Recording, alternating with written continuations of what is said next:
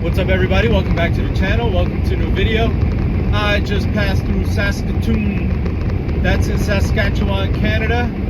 And the weather is not nice. The winds are blowing hard. I'm getting only 4.8 miles per gallon because I'm driving into this headwind. And you can see it's blowing the snow across the street. Oh man, and it's 3 degrees. I'm going to Edmonton. I'm gonna spend the night in Edmonton. And it's supposed to get down to negative 21. And I have a delivery there, that's why I'm going there. And if you wonder why I'm wearing sunshades, even though it's not sunny, well, there's a good reason. It's because my eyes seem to be real sensitive to the light, and all that snow will really hurt my eyes. Oh, mamma mia, no, can't do that. So anyway, I'm gonna drive with my sunshades on, even though it's not bright outside, and head on over to Edmonton. Let's get started.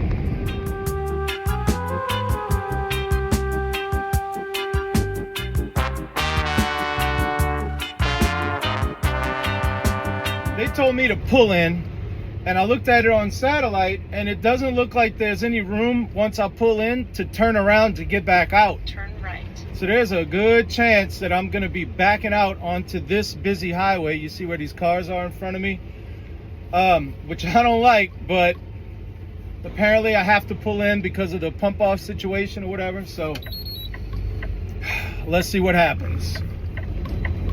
It's a virtual winter wonderland here.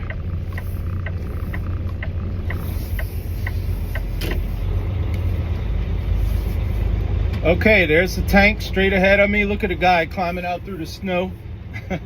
That's the guy that's gonna meet me. Oh, and then I'm pumping off. Okay, this doesn't look too bad. It's gonna be cold, but we can make it. So what's the problem du jour? Well, let me tell you. It's so cold here. Right now it's 2 degrees Fahrenheit. But it was negative temperatures overnight. Plus I was here yesterday and it was all below freezing. So that messes up everything on the trailer. Apparently I can't get the internal valve open. Here's the pump for the internal valve. When you crank it, nothing happens. Why? If you follow this, which is a vapor recovery line, it goes that way and up to the top of the tank. That thing is leaking up top. So every time you crank this handle, all the fluid comes out on top of the trailer. So I can't open the internal valve. So we got an actual floor jack, like a car jack, and a piece of wood. And what we did is that wood is pushing up and manually opening our internal valve.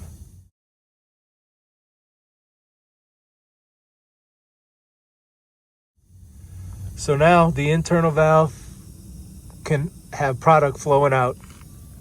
That product goes to the hoses, of course. See, I had the bucket. That was where the product was draining from on top of the trailer. Oh man, I was so embarrassed.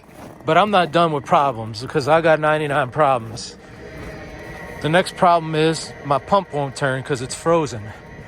So I took a pipe wrench, put the pipe wrench on the drive shaft, and I can't get it to make a full revolution. The mechanic told me also there's some solenoids. I didn't know about this.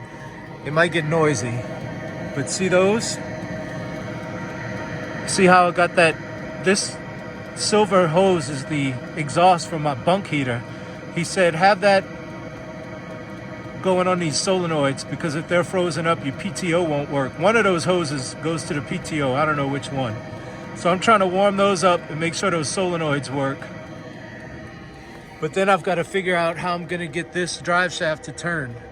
I've tried hitting it with the rubber maul. We had a little heat gun, but the heat gun could barely melt this ice right here. Well, all's well that ends well.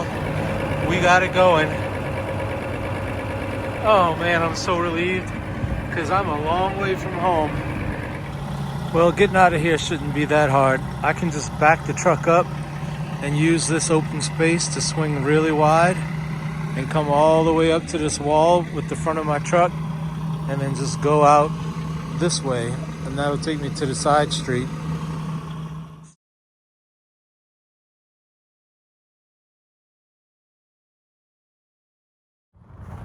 Man, I was driving and I realized I didn't pick up that block of wood. So I'm about a good 100 miles away from Edmonton. So I'm guessing that wood fell off somewhere. Let's see if it's still behind the truck.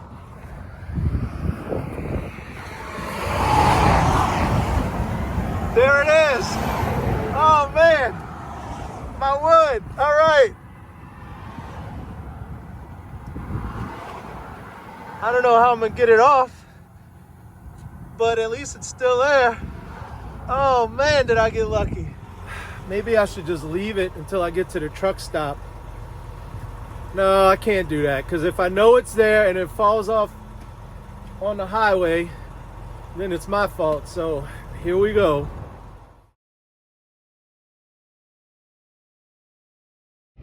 Well, that's it for this part of the video. If you're not sticking around for story time, I want to thank you for watching, and I hope you enjoyed it, and I hope to catch you on the next one. If you are sticking around for story time, let's do story time.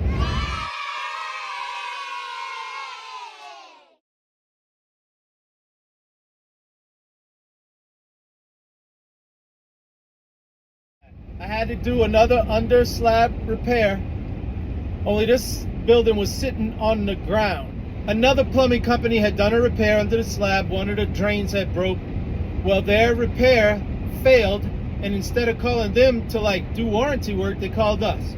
So we had to get the sand out. We had a vacuum truck, and basically a guy takes a pressure washer and loosens up the sand with pressurized water, right? And the vacuum hose sucks it up. So I was operating a vacuum truck. Johnny was the helper. He had been under this thing for 2 days. Spraying. You're just sitting on your butt. I'm not talking about a big tunnel you can walk through. I'm talking about you got to crawl through it. It's just big enough to get through. So we were both bored, and on the second day, we decided we were going to switch. I said the only catch is the edge of the vacuum tube has to be an inch or two above the surface of the water. If it becomes submerged, the vacuum doesn't work like that. Johnny goes, hey, I got it. Eventually he became a plumber, and he had his own plumbing van, and the boss would call him, hey, what you doing? Sitting in the van. Aren't you on a job? What are you doing sitting in the van? I'm just thinking. You sitting in the van thinking? Yeah.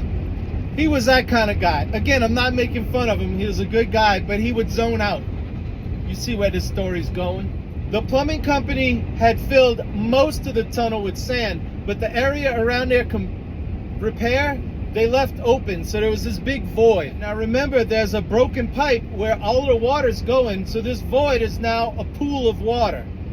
And as you're going through the tunnel, it's like a dam or a levee, right? I'm tunneling through, and then here's the wall. There's water on this side, it's empty on this side. Well, I'm spraying, and the dam that's holding the water back broke, right, as I'm blasting through it. And here it comes, this rush of water, and it starts filling up the tunnel. Of course, Johnny's zoning off, and the vacuum becomes submerged, and it's not sucking anymore. It doesn't work that way. So I turn around to start to crawl out, and it's filling up with water that fast. The dam broke, the levee broke, and it's filling up, and I'm screaming, Johnny! Johnny! The vacuum truck is extremely loud, so he can't hear me. He's picking his nose or whatever he's doing. So I'm trying to crawl, but the water's filling, and I think, this is it. I'm gonna die. I'm gonna die in this tunnel because Johnny is spaced out. So I think, you're not gonna die, Jay. You're not gonna die today. You're a survivor. You're gonna take a deep breath and go underwater like Indiana Jones or Bruce Willis in Die Hard, or who's another action hero? I can't think of any action heroes, but Aquaman, I don't know. And you're gonna swim underwater and swim to the base hole and live. I really thought this is all happening this fast. You gotta understand. So the water at this point is up to right here, and I'm getting ready to go and go swim, and all of a sudden it levels out, and then it starts. Johnny finally came back to earth, and the water started to go down, and I didn't have to swim out. I can't believe I can't think of an action hero who would swim underwater. other than Bruce Willis. Bruce Willis so said. Anyway, I'm like, bro, I get there, Johnny almost died, man. Oh man, I'm sorry. That's it. What else can you say? So the next day we come back for the repair, and Johnny wasn't with me, it was Justin. They only hire people with J. We get under there, me and Justin, and it's filled with cockroaches. 100 of them. In this void and they're on the pipe, they're on the ceiling. I was like, oh man, it's like, there's no way to do this without cockroaches jumping on you, falling on you, getting in your ears, and you're like, it's that many, right? Now at this point, y'all might be asking, why didn't you just bring some roach spray or something, like some Raid? We brought 2 cans of roach spray because there was so many roaches, and sprayed them. And I mean, it killed some of them, but it didn't even put a dent in them. That's how many. We would have needed one of those Raid fumigators. Y'all know what that, I don't know where y'all are watching from, where y'all live. If y'all might be like, what are you talking about, a Raid fumigator? I remember when I was a kid, they had like if you had too many roaches in your house, you would put off a Raid fumigator before you left for work and school, and you'd set it off and it would fill your house with roach gas. And you'd have to leave your house because you couldn't, and then at the end of the day, you'd come back 8 hours later and all the roaches would be dead. And it's not because you were a dirty person or your house is dirty, it's just that sometimes it's hard to control the roaches when you live in a swampy climate. I have a feeling that some of y'all are going, I ain't never seen a cockroach in my life, and you got to put a roach bomb in your house. Raid Fumigator penetrates, fumigates, kills twice as many bugs, dead. Anyway, we would have needed one of those to kill that many roaches, to fill the whole tunnel up with, because there was that many. Back to the story. And so I'm telling Justin, I'm like, bro, I'm starting to freak out, man. These cockroaches got me freaked out. He's like, me too. And I said, he goes, you gonna do it or what? I was like, I have to, man, but I'm scared. Like, I'm not ashamed or afraid to admit when I'm scared. I was scared. He's like, you want me to do it? And I'm trying to be chivalrous. No, man, I'm the plumber. So I'm sitting there, I'm staring at the cockroaches, and they're looking at me like, come on, big boy, we're about to party, right? And finally I was like, I don't know, man, I don't know. He goes, look, I'm gonna do it. I said, if you do this for me, you can tell everybody that I was a PUSSY. I wouldn't do that. I said, I deserve it. If you do it, I deserve it. Look, I'm gonna do it. We're gonna get it done. We're gonna get out of here. So he manned up. He kind of like zipped up his jacket. We're wearing raincoats. He like zipped it up, put the hood on, and he crawled in that space. So he gets in there, and immediately cockroaches, they're jumping. He's going, oh my God, they're all over me. They're in my ear. They're crawling in his ear. They're in his hair, crawling down his shirt. I'm trying to like reach and slap his back to kill the ones that are crawling down his jacket and everything. He goes, oh, he's holding the pipe. They're biting me, man. They're biting me. Cockroaches are biting him or whatever. I'm like, oh, you almost got it, Justin. You almost got it, man. You're the man. You're the man. And I'm trying to like pep talk him through it. Oh, they're all over me.